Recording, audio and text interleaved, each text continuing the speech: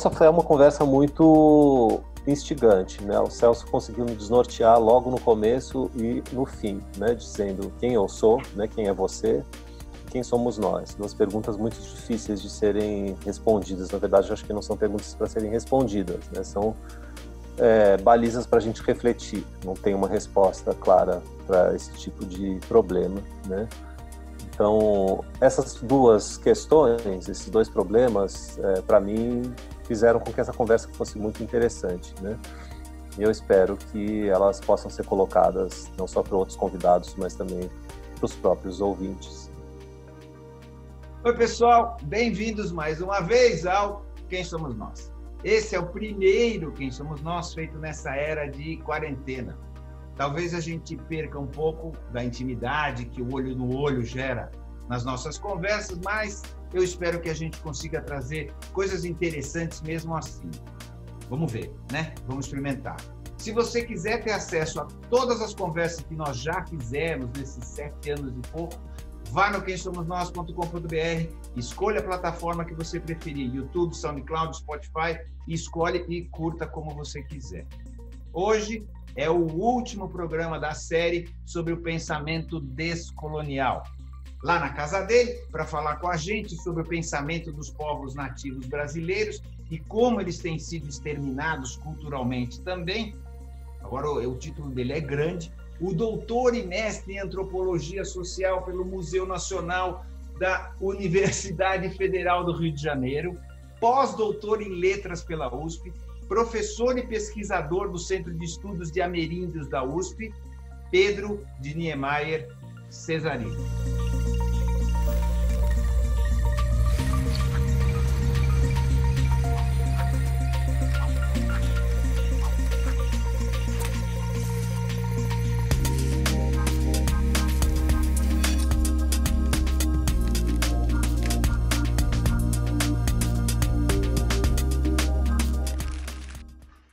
Oi, Pedro. Quem é você? Tudo bem, Celso? Quem sou eu? Pergunta difícil essa, né? Sempre uma pergunta muito difícil de responder. Mas eu acho que eu sou uma pessoa preocupada já há muito tempo em investigar outras formas de pensamento, né? Que não as formas de pensamento que a gente está habituado a conhecer, né? Que são de origem euro-americana, europeia, né? Outras formas de pensamento, outras poéticas, outros modos de existência, né? Especificamente aí no caso das populações indígenas aqui do território brasileiro. Mas entre outras coisas, essa é a minha ocupação principal nos últimos anos. Então essa é a sua ocupação, isso não é quem você é, certo? Essa é a minha ocupação. Agora, quem eu sou, como eu disse, é uma pergunta difícil, né, Celso? Você precisaria parar para pensar assim durante toda essa quarentena e talvez ainda assim o tempo não fosse suficiente, né? Então vamos voltar lá. Como é que é a tua formação e por que é que você foi... Formação que eu digo lá, não necessariamente universitária, né? Lá atrás, assim, onde que pintou esse interesse por outras formas de pensamento e depois, por que é que você focou nos indígenas? Então, eu tenho uma formação em filosofia, né? Você falou para não falar da formação acadêmica, né? Não Mas eu sempre fui necessariamente. uma pessoa muito interessada pelo universo da leitura, dos livros e tal, né? Escrita por literatura, né? E isso me levou a procurar um tipo de formação que fosse uma formação voltada muito para isso, né? E acabou sendo a filosofia e não a literatura propriamente dita, né? E aí, isso, claro, também era uma coisa que acontecia ao mesmo tempo em que eu sempre voltei para questionar o mundo que a gente vive, os valores desse mundo e tal, né? E conforme eu fazia filosofia, nessa época era uma graduação em filosofia na USP, eu comecei a perceber que existia uma série como é que eu vou dizer, de universos, né, não explorados ou muito pouco explorados e muito pouco compreendidos ainda, mesmo no Brasil, né, que eram os universos indígenas, mas antes dele também os outros universos relacionados a isso que a gente chama de maneira muito geral de mito, né, o mundo do mito, do ritual e tal, né. Comecei cada vez mais a me desinteressar pela tradição filosófica ocidental, né, moderna e tal, e me interessar mais sim por essa tradição lá para trás, né, a filosofia antiga, a filosofia da Grécia arcaica e tal, né. Eu comecei a querer sair cada vez mais desses, né, das fronteiras do Ocidente e estudar outros mundos. E aí, isso, claro, também, né, além da preocupação com os estudos, acadêmica propriamente dita, também sempre tive uma relação muito forte com a natureza, com o mato, né? Então, acho que essas duas coisas acabaram convergindo, né, para o interesse pelas populações indígenas, na verdade. Isso partiu de uma conversa que eu tive com uma antropóloga, a Manuela Carneiro da Cunha, muitos anos atrás. Ela me disse que seria interessante, se eu realmente estava interessado em estudar outras formas de pensamento e de existência, né, dar uma olhada nas produções, nos trabalhos que eram feitos sobre os povos indígenas do Brasil, né. E nessa época eu fui ler um texto escrito por ela e pelo Eduardo Viveiros de Castro, que se chama sobre o canibalismo dos tupinambás, né, do século XVI, né. E fiquei absolutamente fascinado por esse texto. E aí comecei a estudar outros assuntos, enfim, comecei a estudar cada vez mais, né, a tal da etnologia indígena, isso no final da minha graduação, quando eu era bem jovem ainda, né, e acabei enveredando por esse mundo. Foi basicamente isso. Tá. O que que te cansou, né, no pensamento, ou na maneira ocidental de ver, e o que que te deslumbrou nos outros pensamentos? Você se sentiu aprisionado, é isso? Qual qual é a ideia de fugir do raciocínio ocidental e o que é que para você não satisfez? Olha, eu, para falar de outro assunto, né, além do meu interesse, da minha relação com a natureza, né, eu também sempre tive uma relação, como eu estava dizendo, com literatura, né. Eu escrevo literatura, nessa época eu também escrevi e lia muito, nessa época mais poesia do que outros gêneros literários, né. Então, eu comecei a perceber que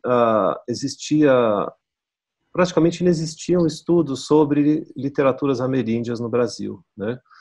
Ou que esses estudos, quando existiam, eram muito pouca coisa. O que a gente encontrava mais era coisa de literatura infanto-juvenil, né? Como se os povos indígenas pensassem só para crianças ou adolescentes, né?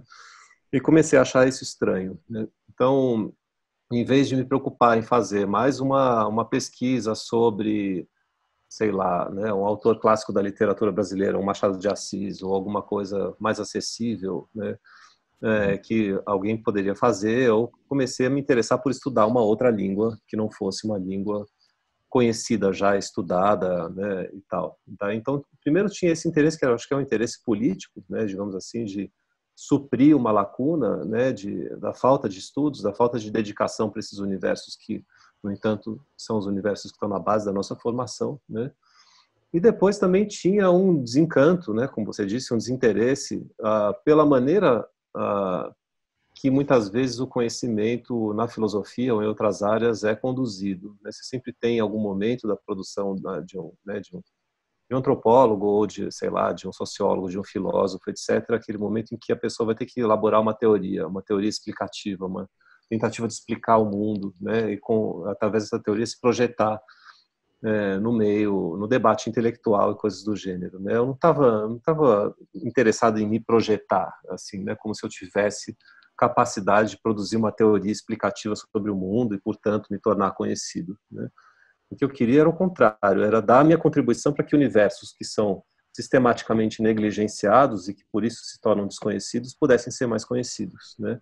Eu queria empregar a minha energia para algo que não precisa, que não recebia tanta dedicação. Então, comecei a perceber que, na verdade, mais do que a ética da teoria, o que me interessava mais era a ética da tradução, né? Ou seja, a tradução como uma forma de, de mediação entre mundos. Né? De dar acesso a um mundo que a gente não tinha acesso, é isso? E mais do que isso também de transformar o nosso próprio mundo a partir, né, da possibilidade de compreensão de outros mundos, né, de entender que diversos dos desafios do nosso mundo, como por exemplo esse que a gente está vivendo agora, né, essa crise global, né, talvez não precisassem ter acontecido se a gente compreendesse que existem outras formas de existência, né, que as pessoas contemporâneas, não só as pessoas do passado, vivem ainda de outras maneiras e que essas maneiras não colocam em risco, né, a própria possibilidade de existência de uma humanidade compartilhada, que é o que a gente está vendo acontecer hoje, né. Então, cada vez mais eu comecei a perceber isso, que não era só uma questão de dar acesso, né? É uma questão de transformação também, né? De transformação pela mediação, né? Pela tradução, por assim dizer. Uhum. Você acha, eu vou fugir um pouquinho do que a gente estava falando, você acha viável que a gente pudesse, hoje, 7 bilhões de habitantes, viver de uma outra maneira, mais próxima da maneira dos indígenas, é isso? Não, não acho possível, não acho viável, né? Ah, A gente toda civilização é feita para se destruir, né? Já dizia alguém, que eu não estou lembrado quem é agora, né? Toda civilização colapsou, né? Chega num momento em que ela se torna insustentável e colapsa, né? A civilização global capitalista, né? Baseada num sistema de produção integrado e tal, né? Ela está colapsando. Mesmo que, é claro que esse colapso não é de uma hora para outra, ele é aos poucos, ele já vem acontecendo há muito tempo. Esse momento é um momento muito dramático, né? Desse colapso, mas eu acho que sim, seria impossível viver como os povos indígenas. Como seria essa vida? Uma vida baseada numa tecnologia de baixo impacto, né? Numa forma de relação comunitária que é completamente diferente dos povos que vivem sempre regidos pelo Estado ou pelo mercado, né? Eu não acho que é totalmente possível, mas eu acho que é um horizonte absolutamente desejável para se tomar como um contraponto crítico para o tipo de mundo e para os valores nos quais nós vivemos, né? E talvez esse contraponto crítico sirva para que a gente possa encontrar parâmetros de transformação e de reforma, por assim dizer, do nosso modo de existência, para que ele vire uma outra coisa, que evidentemente não vai ser como essa, e também não será como os próprios povos indígenas, né? Qual é essa outra coisa, eu não tenho a menor ideia, né? ninguém tem. Mas eu acho que essa outra coisa está se mostrando cada vez mais necessária, né? É verdade. A gente está vivendo mesmo um colapso de um jeito de olhar, né, a vida, de um jeito de fazer a vida. Acho que podemos aprender, e é isso que a gente quer agora. A gente vai entrar um pouquinho, porque nós estamos também vivendo um colapso exatamente porque a gente ignorou esse conhecimento, tá certo? Em nenhum momento, ele não está considerado de como a sociedade no Brasil e ocidental vive, esse tipo de conhecimento foi desconsiderado ou desvalorizado, né? Foi colocado para trás, e ele não faz parte da nossa equação hoje, né? Então, Uhum. eu queria entender, a gente está dentro daquele universo do pensamento descolonial, né, ou decolonial, cada um fala de um jeito, não importa para mim. Eu queria a tua visão sobre isso, quer dizer, a maneira que a gente se relacionou com o conhecimento indígena, desde a gente que eu digo os brancos, né, quando chegaram, e como que você acha que isso está hoje, né, e que consequências isso trouxe hoje para os indígenas e para nós um pouco a gente já está falando, a ignorância de não saber mais, não entender outros mundos. Eu acho que são várias formas de existência que precisavam ser vistas juntas, né, para que a gente entendesse esse problema, não só dos povos indígenas, mas também, enfim, das culturas afrodiaspóricas, né, enfim, no Brasil, né, as culturas afro-brasileiras, a gente chamaria, né, como a gente chama, ou outras culturas minoritárias ou periféricas, culturas né, enfim, do hip hop do Capão Redondo, sei lá, e uma série de outras formas de existência de conhecimento que não são contemplados necessariamente pelo conhecimento, pela política, pelo modo de existir hegemônico, né? Então eu acho que o que acontece é que essas formas sempre foram negadas em favor de uma, né, hegemônica, que é via de regra no século XX a americana, né, na segunda metade do século XX, na primeira mais a francesa, né,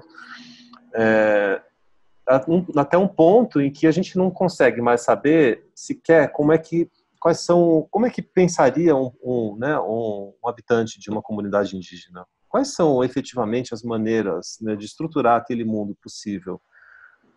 Quais são enfim, por exemplo, uma poética, como se dá a poética daquela sociedade, como é, né, o seu modo de existir, qual é a sua política, né? Qual é a sua noção possível de economia, ou de corpo, ou de saúde, ou de doença, etc. Nada disso é sabido, né?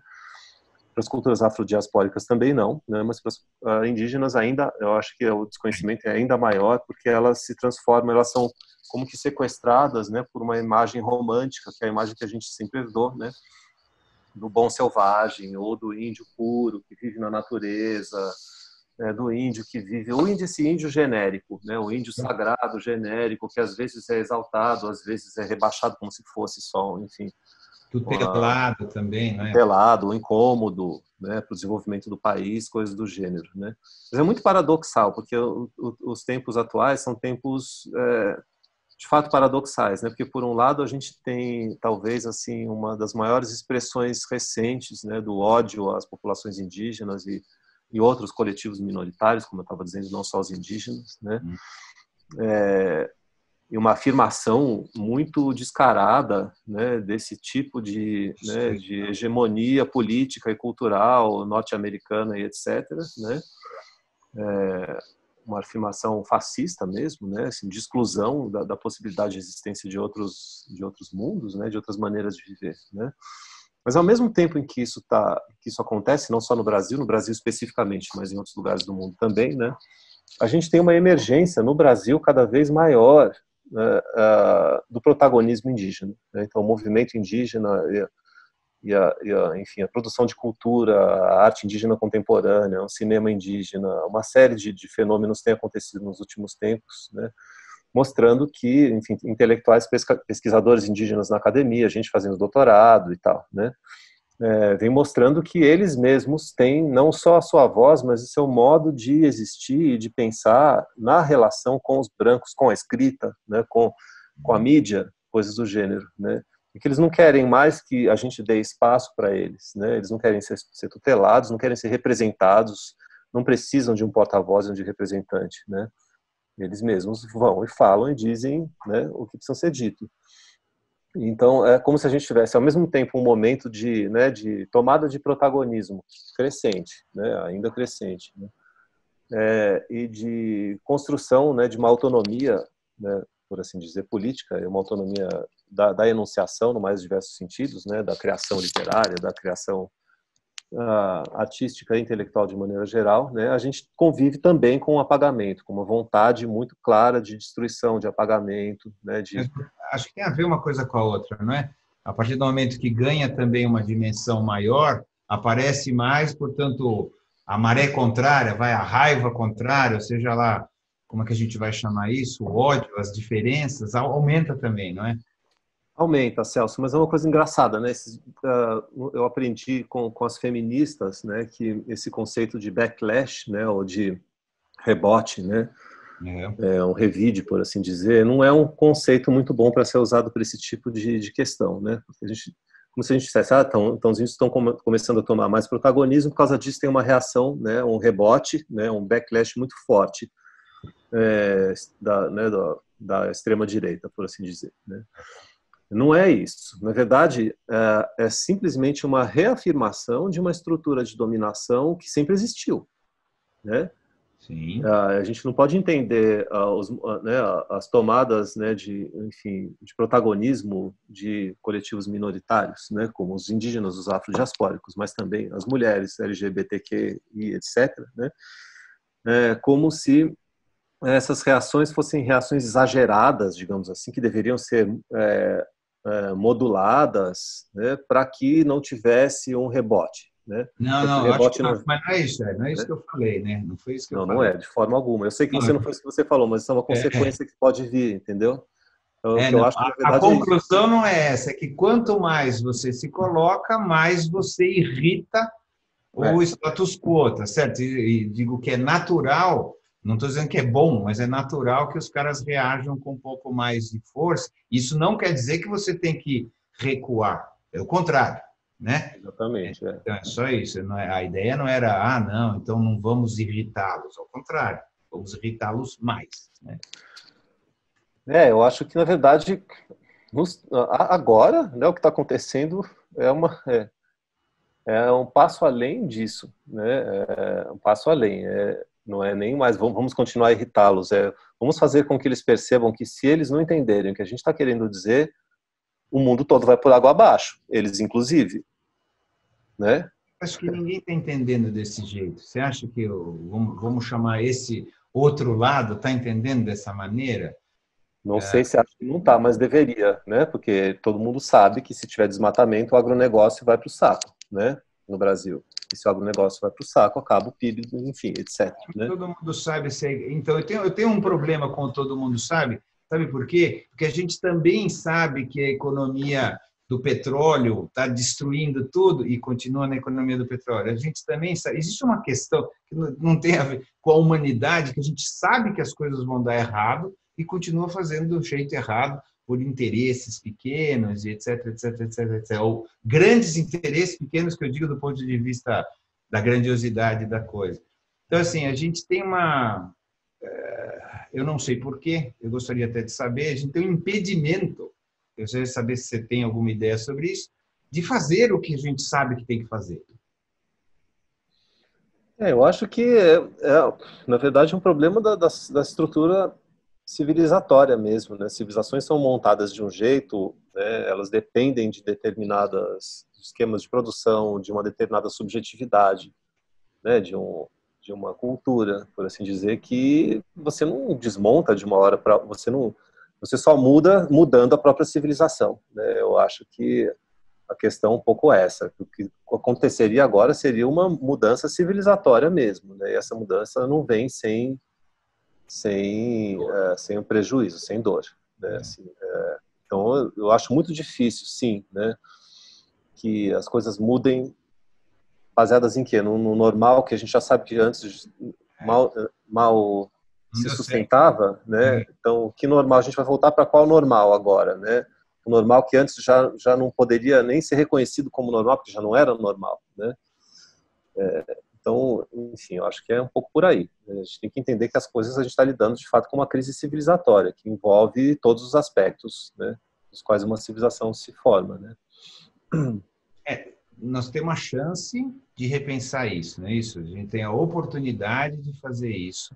E aí, talvez isso, novos mundos, como se chama, novos jeitos de pensar, etc., podem nos ajudar bastante a achar um caminho para sair dessa, não é isso? Acho que sim, novos velhos jeitos de pensar, né? A gente está lidando com civilizações muito Novos antigas, para né? quem? Novos para quem não conhece. As civilizações ameríndias são muito antigas, né? Enfim, tem um sociólogo francês, o Bruno Latour, que eu acho interessante, que publicou um artigo agora sobre o coronavírus, né? Sobre esses impasses todos, dizendo que a gente tem uma lição de casa para fazer na quarentena, que é repensar aquilo que realmente é indispensável. O que a gente pode abrir mão, do que a gente não pode abrir mão. Acho que a gente precisa, todo mundo precisaria, né, levar isso a sério, né?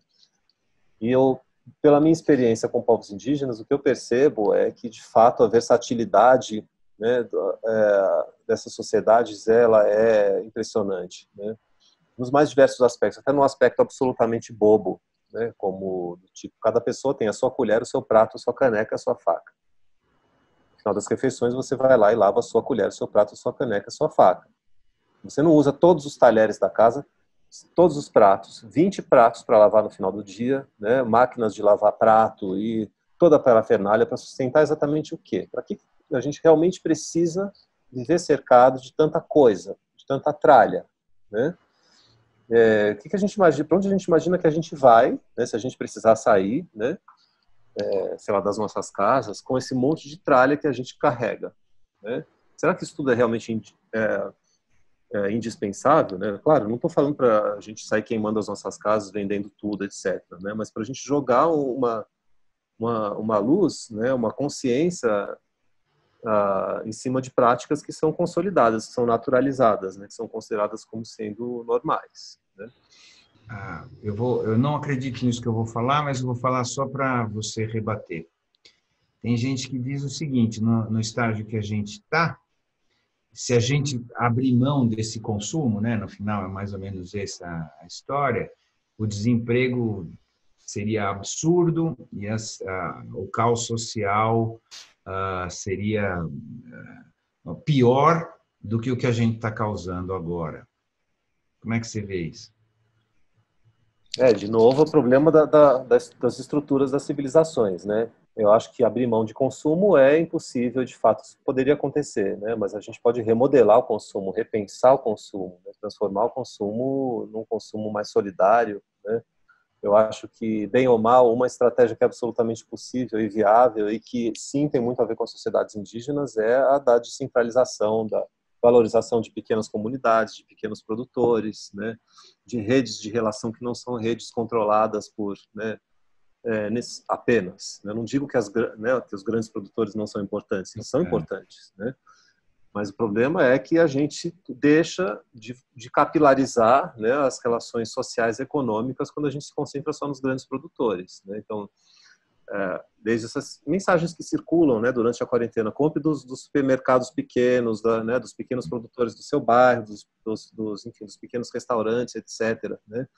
Acho que isso já é um indício de coisas que antes a gente não via acontecer exatamente, né? Essas redes de cooperação e de reciprocidade que começam a aparecer, às vezes, numa rua, né?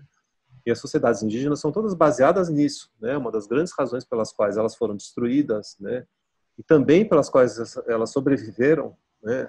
É justamente essa, né? O fato de que elas não eram sociedades centralizadas, né? Organizadas em torno da produção de grandes monumentos, pirâmides, palácios de pedra, parafernálias arquitetônicas, estruturas de poder e coisas do gênero, né? Então, por causa disso, elas foram consideradas como mais primitivas, atrasadas, o que era uma justificativa para né, o saque das suas terras e dos seus corpos, né? Mas também por causa disso, essas civilizações conseguiram resistir a situações de calamidade, né, de genocídio em vários casos, né? E estão aí, né? Assim, quase desapareceram ao longo do século XX, né? No começo do século XX, sobretudo, né? Mas depois o crescimento da curva demográfica foi grande e hoje elas estão aí, eu acho que em grande parte por causa do tipo como é que eu vou dizer, de concepção da associação, né? Dos modos de produzir vínculos entre pessoas, né? Como é que se produz Perfeito. vínculo?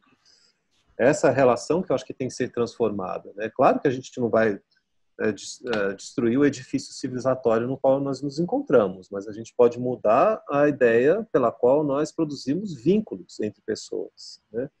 Isso é muito importante, é algo que até agora, né, no dia a dia, na pressa do dia a dia, quando você está dentro da máquina, você não consegue parar para pensar e reavaliar, né?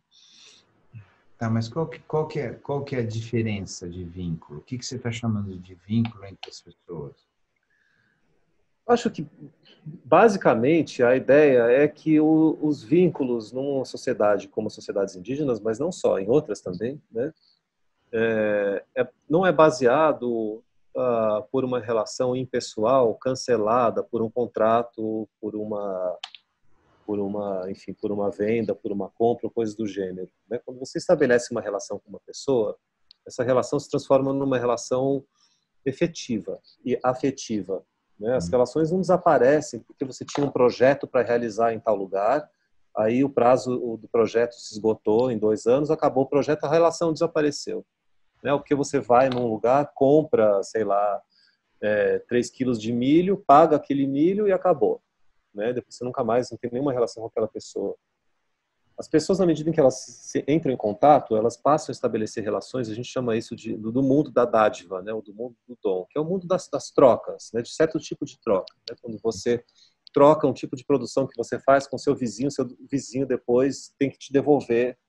Você, sei lá, você dá um porco para o seu vizinho, depois o vizinho, um mês depois, vai te dar um cacho de banana, uma coisa do gênero, né?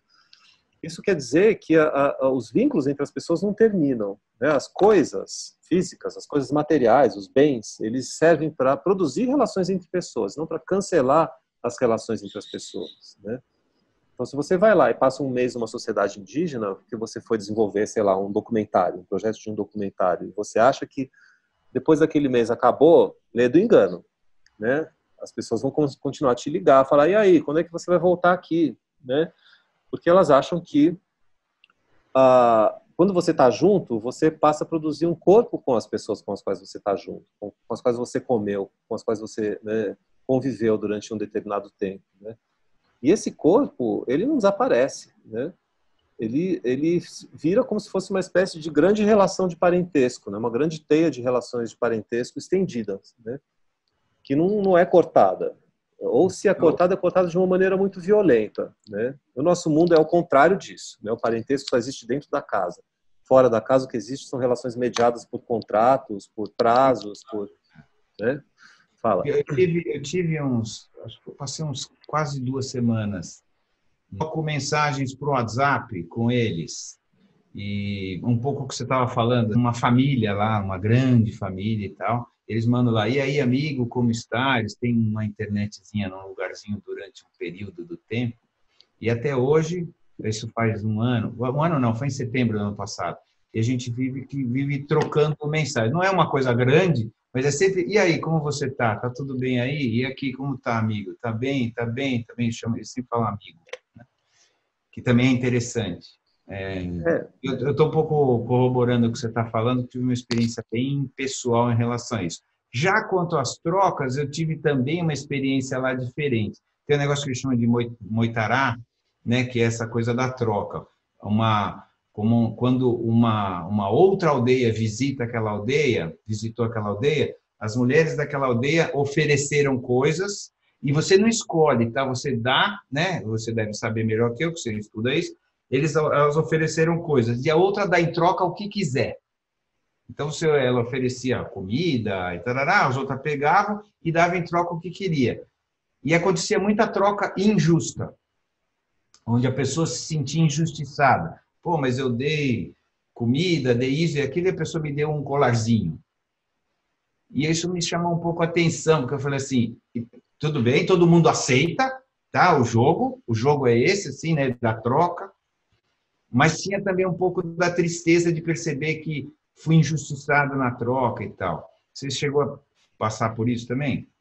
Então, Celso, é interessante, né? Porque essa percepção, ela é uma percepção. As pessoas, mesmo em sociedades que são sociedades da troca, né?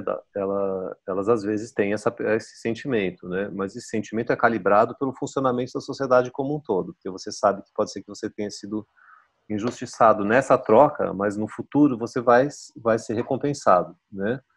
É como se fosse uma fé, né? Uma segurança de que, né, as redes de troca, em algum momento, vão retribuir exatamente o esforço que você dedicou enfim, à produção de uma determinada coisa, né, de um alimento. No nosso mundo, é o contrário, a gente não tem essa fé, né, num ciclo longo de trocas. A gente desconfia de absolutamente tudo, de todos. Por isso a gente compra, né? Por isso a gente faz uma escritura quando você compra um imóvel, por exemplo, né? Que é para mostrar que aquele imóvel, que a pessoa que está te vendendo está completamente quites e você não vai ser, né, não vai ter nenhum problema depois, né? Nas sociedades indígenas, como não existe um contrato para regulamentar as relações são todas baseadas na ideia de que um bem viver, né, é garantido, ou poderá ser garantido se as pessoas assim se dispuserem, né? Ou seja, pode ser que num dia você me deu um porco e uma semana depois eu só consegui te devolver, sei lá, uma melancia, né? É evidente que uma melancia é menos do que um Não é porco. equivalente, Não é equivalente, mas o sistema vai ser equivalente. Porque mais para frente, né, você vai receber, seja de mim ou seja de um outro terceiro vizinho, 2 porcos. E aí você que vai ficar, né, na posição assimétrica, digamos assim, que depois você vai ter que devolver, e assim o sistema funciona. Esses sistemas de troca, eles sempre são baseados em relações assimétricas, né? Porque é assim que as coisas vão sendo compensadas num prazo longo, né? Não pode ser baseado em relações idênticas, né? Essa é a nossa ilusão, né? Nosso sistema é isso. Se você compra, né, sei lá, um Fusca, você só vai poder trocar esse Fusca por outro Fusca idêntico, né? A gente tem essa expectativa de ser sempre imediatamente recompensado, né? E é o dinheiro que media isso também, né? Tá certo? É um valor em dinheiro, né? Mas isso gera um risco, isso gera um problema grande com o excesso e com a falta. Como é que você lida com a falta, né? Como é que você lida? Você sempre precisa ter um excedente, né? Ou porque a falta é impossível, a falta é inviável, porque ninguém é efetivamente solidário. Então, na hora que tem a falta, você vai contar com as outras pessoas? Não. entendeu? Agora, numa sociedade como as sociedades indígenas, quando tem falta, o sistema se calibra muito melhor, ele vai balancear os momentos de crise de uma maneira muito mais eficaz do que os nossos sistemas. Os nossos sistemas de crise, na crise, eles são baseados no salve-se quem puder, né? E é um pouco, se a gente tem uma experiência de lockdown um pouco mais extrema, começa a acontecer esse tipo de coisa, saques a supermercados, coisas do gênero. Isso tudo não é concebível, não faz sentido para sociedades indígenas, né? Mesmo quando eram grandes, enormes, porque agora são pequenas, né? Não é isso? Assim, mesmo quando eram dezenas de milhares, em alguns momentos tinham dezenas de milhares em alguns lugares. Não necessariamente no Brasil, mas, sei lá, os maias, né? Os astecas, etc. Não sei se exatamente se é a tua especialidade, mas eles tinham muitos ali, né? Era assim também ou é outro raciocínio completamente diferente? Olha, nos maias, astecas eram centenas de milhares, milhões, né? Tem descobertas recentes que a civilização É, maia era tão grande quanto a romana ou a da China isso, antiga, né? isso. Aqui você tinha aldeias, muitas vezes, com dezenas de milhares de pessoas, cidades praticamente, né? Propriamente ditas. É muito difícil de dizer como é que era naquele tempo, porque a gente não tem muitos documentos e acessos, né? Mas as sociedades hoje, muitas delas não são tão pequenas assim, né? Você tem aldeias, às vezes, com quase 1.000 pessoas, integradas em sistemas regionais com outros milhares de pessoas e tal, né?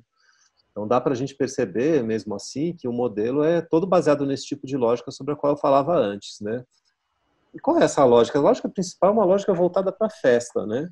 Você produz um excedente, esse excedente é produzido para que você possa convidar os seus parentes ou seus vizinhos, né, para a festa. Naquela festa você queima tudo que você produziu. Você não guarda nada, né? Depois você espera que você seja depois convidado para uma outra festa. Quando você vai para aquela outra festa, você inclusive humilha os anfitriões, fala: nossa, mas só isso, vocês são muito pão duros, são preguiçosos. Na minha festa estava muito melhor. Mas essa humilhação ela tem um sentido de ser, né? Ela serve, na verdade, ela é um agradecimento disfarçado de humilhação, né? Para impulsionar o sistema, certo? Para fazer com que as pessoas pensem: não, então no ano que vem eu vou ter que me esforçar e Fazer fazer uma melhor. festa ainda mais farta, né? E é assim que funciona, por exemplo, quando com conta de banco. Muitas vezes eu acompanhava os marubo, com os quais eu trabalho, né, nas cidades para resolver problemas de banco e tal. E eles sempre mergulhavam no cheque especial. Se tinha limite do cheque especial, o cara gastava tudo, porque não tem essa ideia de que você precisa guardar, né? O que tem a ideia de que se eu tenho agora, eu uso agora para o bem-estar das pessoas, né? Se eu tenho muita carne de caça, eu chamo todo mundo para comer. Não fico guardando a carne de caça. Se eu tenho dinheiro, eu vou comprar comida na cidade, vou voltar para minha aldeia, vou fazer festa ou todo mundo vai comer, né?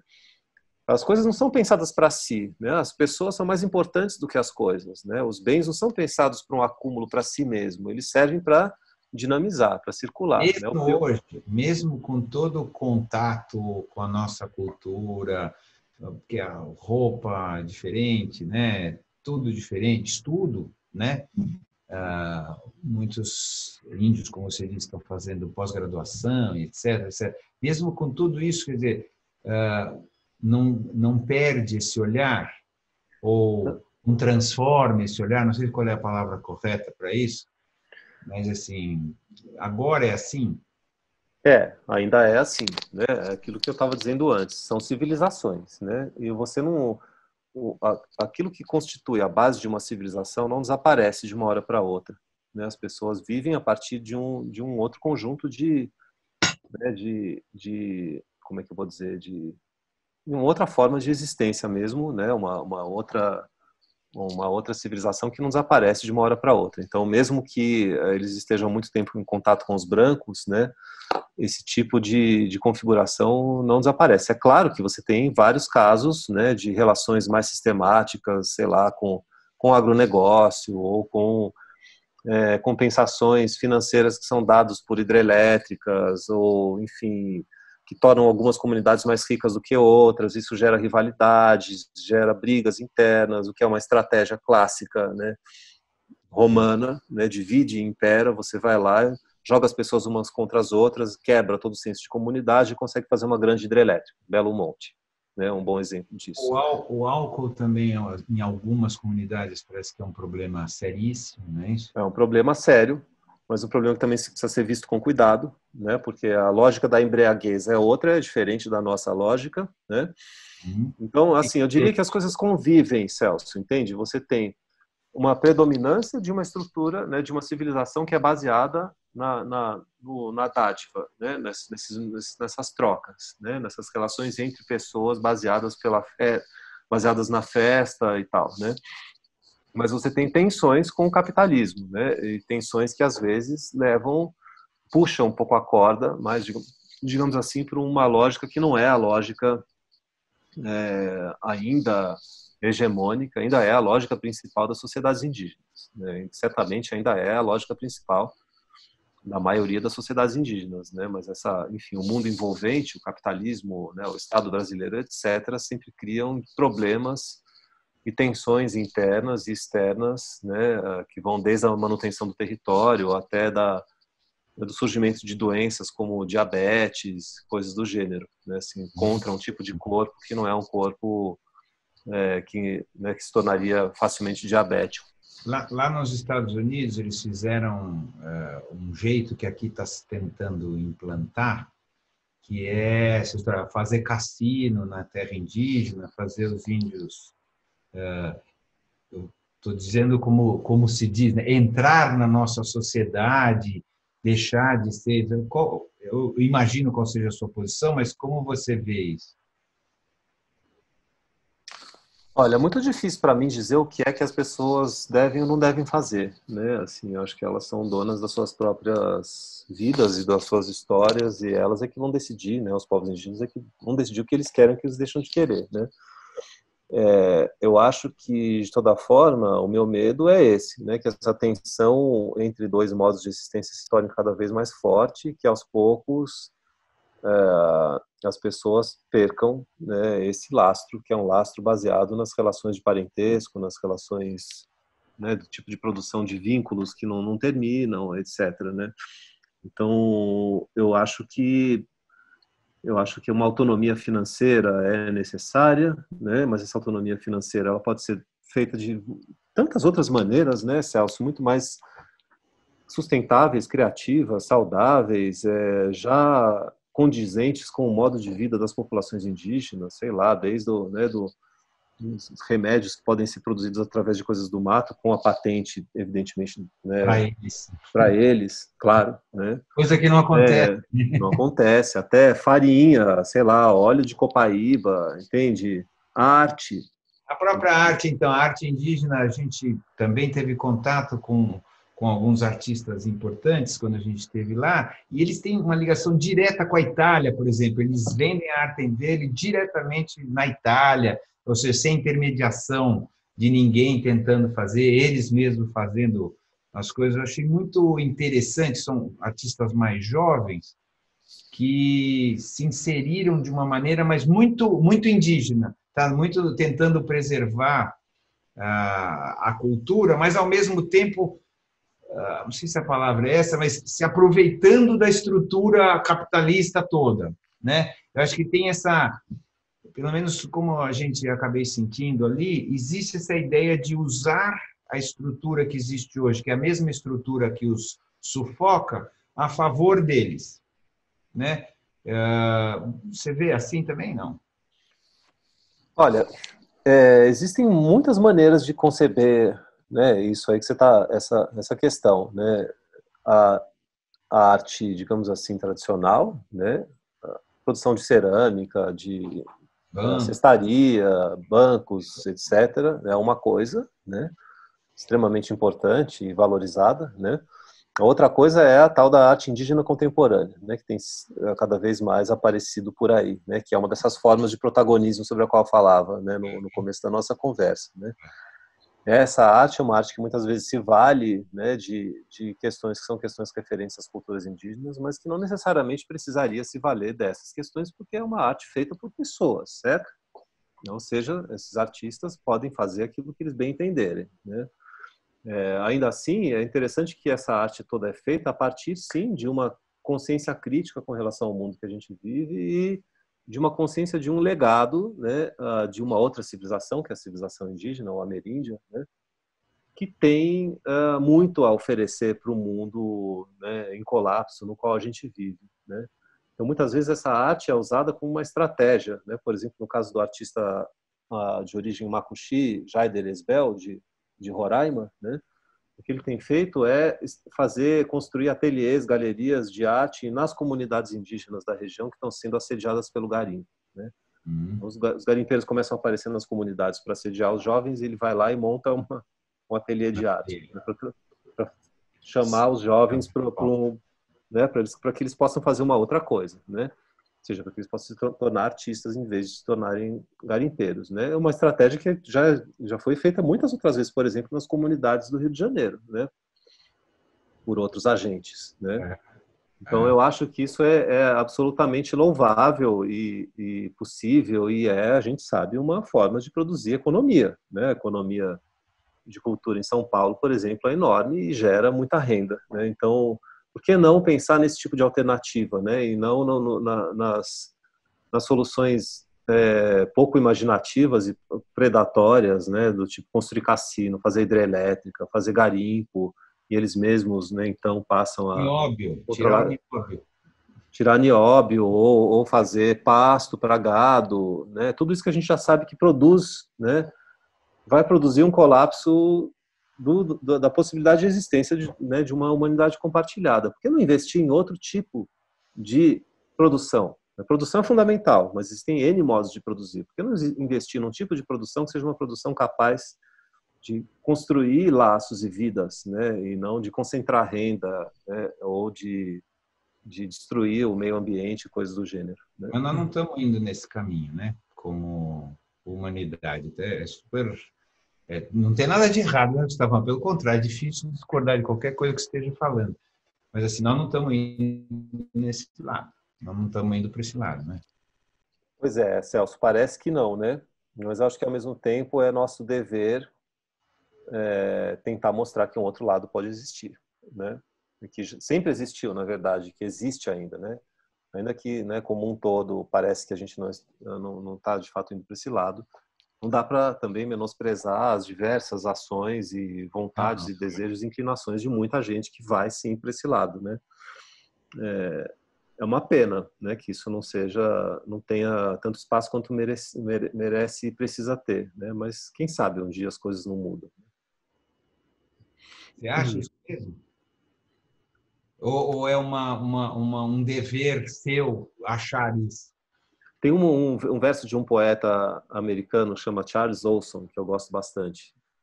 Em português o que não muda é a vontade de mudar, né? What does not change is the will to change, né?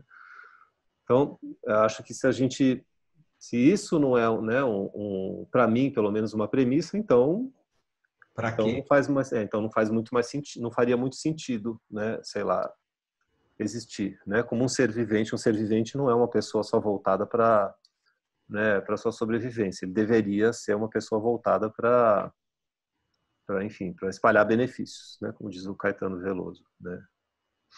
Como que seria esse lugar com esses olhares indígenas a partir dessa sociedade? Eu sei que você falou, eu não sei como é, mas eu duvido que você não tenha pensado como seria. Como que seria? Com tudo que você aprendeu, tudo que a gente já falou de como a nossa sociedade está apodrecendo e como que você acha que seria? É um exercício, um esforço de imaginação utópica, né, Isso, que você está me isso, pedindo. isso, exatamente, sem nenhum compromisso. Você não estará amarrado a isso mas como seria?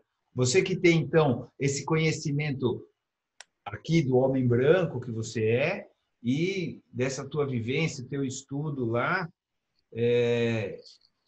como você acha que seria essa união? Até porque vai ter que ser assim, ou é união ou extermínio, tá certo? Só tem esses dois lados.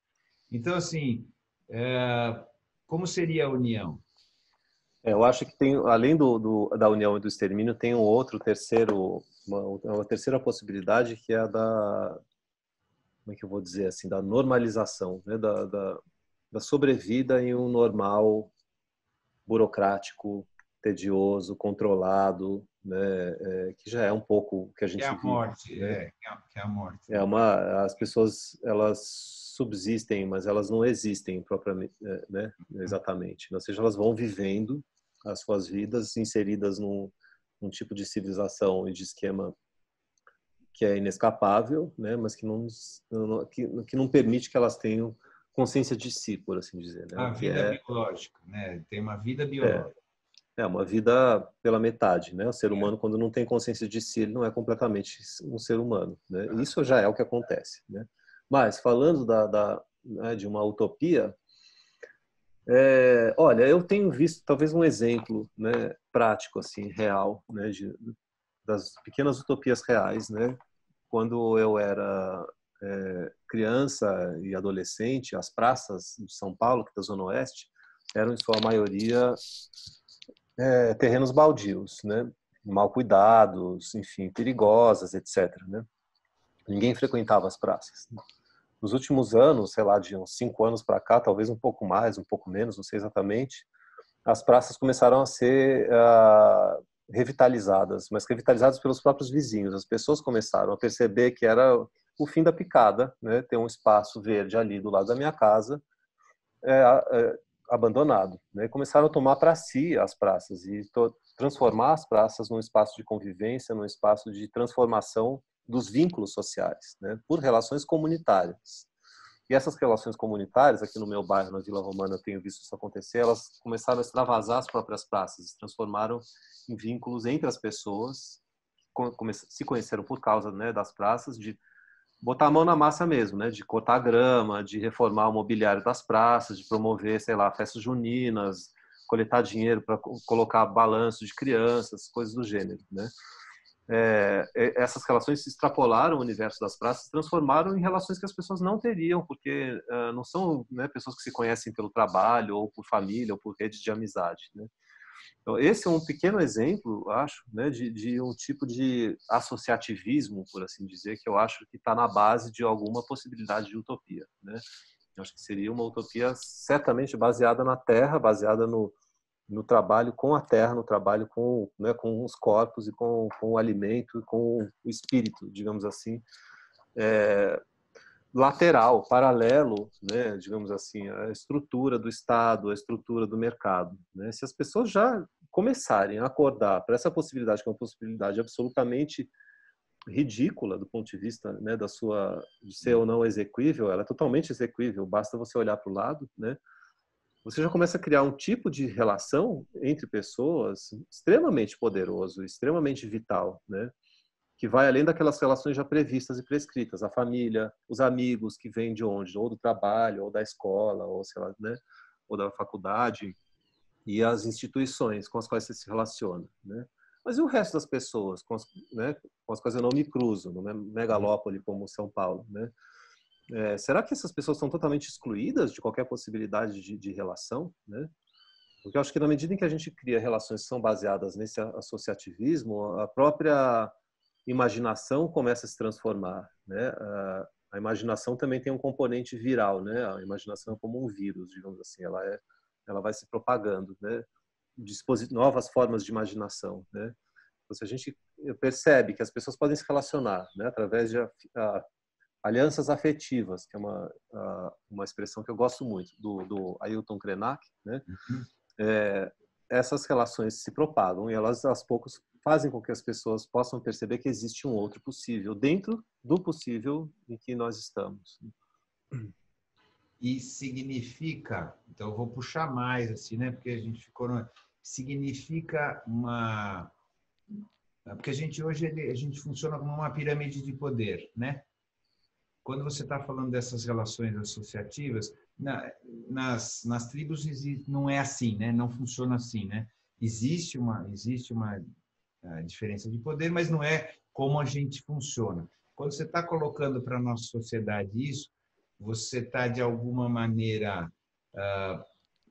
querendo, ou prevendo, ou falando sobre não ter mais essa pirâmide de poder, ou a gente não ter mais um poder concentrado que desce de cima para baixo, mas sim pequenas associações Porque quando você fala assim, eu acho legal, funciona na praça, mas como funciona para São Paulo, para tocar a cidade, né?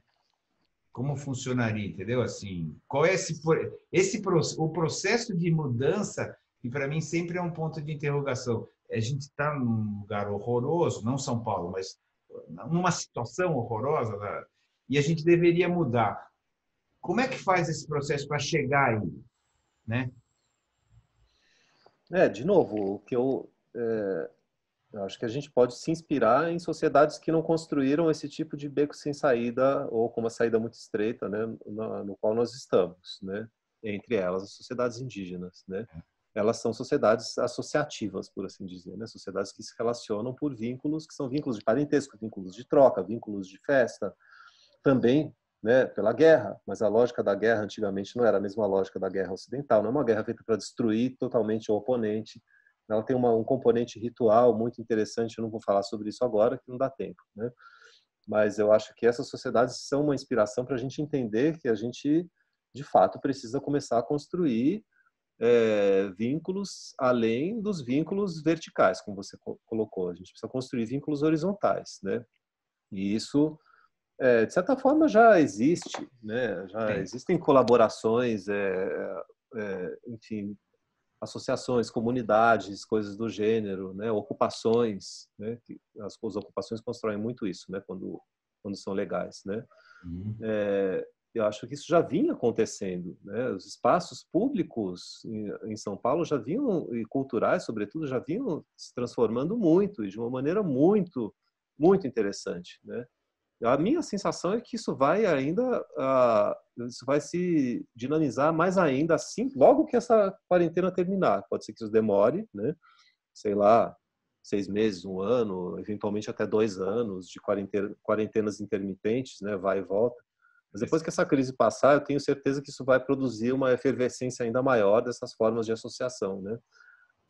Eu acho que a gente não tem outra escolha. Ou a gente constrói relações horizontais, né, sobretudo numa cidade como São Paulo, ou então a gente vai ser engolido, né, ou achatado por pela lógica que já existe, né?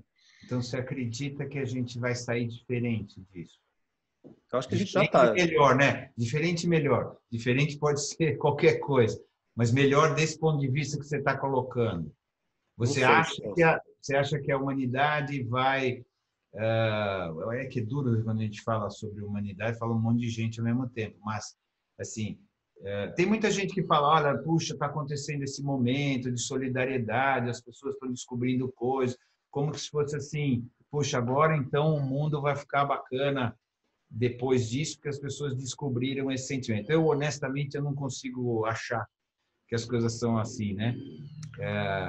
Então, eu gostaria de saber se você tem essa sensação de que sairemos renovados como sociedade e tal. Eu não sou nem pessimista nem otimista, né? Eu acho que eu sou realista. Eu também não sou futurologista, então não Não, sei como vai claro, é ser. claro, eu Mas também eu não. acho que, É, pelo que a gente já sabe do que já foi, né, e pelo que a gente tem observado agora, a gente vai enfrentar novas tensões entre expectativas de existência. Tensões que sempre existiram. Pega, por exemplo, das sociedades indígenas. Elas sempre estiveram aí, certo? uhum, Mais ou menos destroçadas, né, mas sempre estiveram convivendo com esse tipo né, com o mundo colonial e com o mundo capitalista, né? Porque eu acho que a gente vai passar por sem dúvida, já está passando por uma grande transformação. E acho que, em muitos casos, essas transformações vão produzir, sim, soluções melhores, formas de convivência renovadas, né? Uma valorização maior dos afetos, das relações, daquilo que efetivamente importa, né? Mas acho que isso vai conviver também com uma vontade de destruição, com uma vontade de imposição de um normal, né? De segregações, de de uma exclusões. volta de um falso momento bom, né? Que a gente já está, né? As pessoas lá atrás é que era bom, né? As pessoas vão tentar fazer isso também. Ou isso, ou soluções autoritárias, entendeu? Todo É, tipo de coisa pode acontecer, né? Como aconteceu nas primeiras décadas do algumas, século XX, né? A crise leva ao acirramento do autoritarismo, né? Mas o acirramento do autoritarismo, por exemplo, na década de 70 no Brasil, produziu uma cultura exuberante, né? Na música brasileira, na literatura, etc, né? Então, eu acho que as coisas, elas caminham juntas, elas são assim, né? É muito difícil de imaginar que, né, que vai existir o império da utopia ou o império da distopia. Não, claro, não. Né? Às vezes eu acordo achando que a gente está caminhando cada vez mais para um horizonte distópico, do tipo, né, um Blade Runner, uma coisa assim. Eu tô mais assim, eu acordo mais Tá vezes assim, né, assim Celso? do que do outro jeito. Estou percebendo. Mas eu acho que não é só assim, né? Não, eu também não Hoje, acho que é só assim, mas eu acho que hoje eu tenho a sensação de que eu acordo mais assim do que do outro jeito. Pô, que legal, nós estamos fazendo um mundo mais legal. Sempre acontece duas coisas, né? Duas coisas que eu digo sempre tem várias forças acontecendo ao mesmo tempo. A questão é qual força vai se sobrepor à outra, né? mas eu acho que quando a gente vê, de novo, né, já que é disso que a gente está falando aqui, né, o exemplo das sociedades indígenas, as sociedades são sociedades que sobreviveram ao fim do mundo delas, né? Elas já, a gente fala, o mundo vai acabar, sim, mas o mundo deles já acabou, né? E eles estão aí, né? Como é que você aprende com pessoas que já sobreviveram ao fim dos seus próprios mundos, né? Um fim imposto e tal pelo genocídio colonial, né? Como e o que você aprende dessas pessoas? Primeiro, você aprende que elas estão aí, né? Que elas continuam existindo, né? Que elas não desapareceram. E segundo, essa é a experiência que eu tenho, né? Pessoal, assim, é que essas pessoas, a despeito, né? Ou talvez sobretudo por causa do caos e da violência, né? Elas não afrouxaram, ou talvez tenha sido até o contrário, elas potencializaram a sua capacidade de produzir afeto, né? Hum. As pessoas se tornam mais afetivas, mais solidárias, digamos assim, num momento de crise, ou pelo menos poderiam se tornar, né, do que na normalidade. Normalidade transforma a gente em pessoas mais seguras de si, mais autoconfiantes, né, mais supostamente singulares, etc. Né? No momento de crise, essa autoconfiança ela cai por terra, o normal desaparece, né? Então, em que você vai se apoiar, né? Então, essa é a experiência que eu vejo, né, que eu tenho e que muitas outras pessoas têm também, né, de perceber como é que é possível que pessoas que passaram por situações tão extremas de violência, né, assim, de violência familiar, de assassinatos, de estupros, de mortes em série por epidemias, né? Epidemias já dizimaram populações indígenas muito antes, né, e tem dizimado ainda, né? Pô, varíola, tudo. Atualmente malária, hepatite, É. né? E, no entanto, essas pessoas não perdem esse tipo de vínculo. Estou falando dessas pessoas também de uma maneira genérica. Né? É claro que tem todo tipo de gente, né, em qualquer lugar. Né? Mas a tônica geral, surpreendentemente, é essa. Né? É de uma certa relação com o corpo e com o afeto e com a produção de parentesco, né, uma vontade de produzir vínculos, mesmo esse exemplo que você deu, né, do pessoal que você conheceu lá que fica te ligando, né, volta e meia, né, que é notável, né, sobretudo para quem está saindo do fim do mundo, né. Bom, acho que é um bom momento para eu fazer a pergunta que eu encerro, que é: quem somos nós? Quem você acha que somos nós? Outra pergunta difícil, né, Celso, assim como Eu o da começo. abertura. Então, mas é assim mesmo. As duas mais difíceis é começo e o resto mais ou menos. Já para colocar, já desnortear a gente já de cara e de saída, né. Olha, eu acho que nós somos parte de uma sociedade fraturada, né, de uma sociedade